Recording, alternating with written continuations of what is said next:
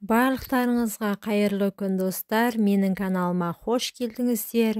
Каналға тіркеліп, видеоға лайк басуды ұмытпаңыздар. Үйді тұзбен тазалау. Ең біріншіден тұрып жатқан үйіңізді тазалаңыз.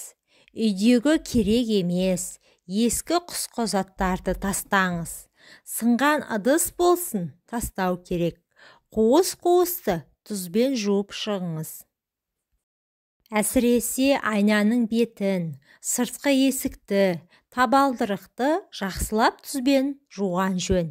Неге тұз деуіңіз мүмкін? Себебі тұз барлық ауыртпалықты, жаман энергияны сорып алады. Үйді осылай толығымен бір тазалап алыңыз.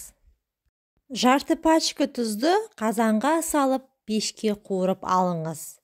Тұздың түсі сұр немесе қоңыр болған кезде ыдыстағы тұзбен үйдің барлық ішін сағат тілімен әр қуысты аластап, Фәлақ сүресі мен Нас сүресін оқып шықсаңыз болады.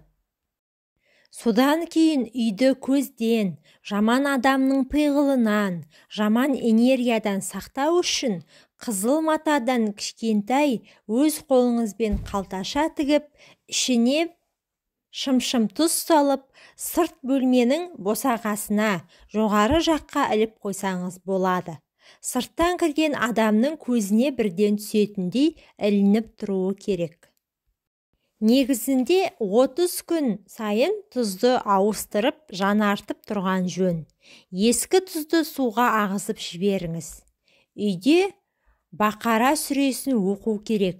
Бұл сүре оқылғанда 3 күнге дейін үйге шайтан кірмейді дейді. Одан кейін өзіңізді тазалаңыз.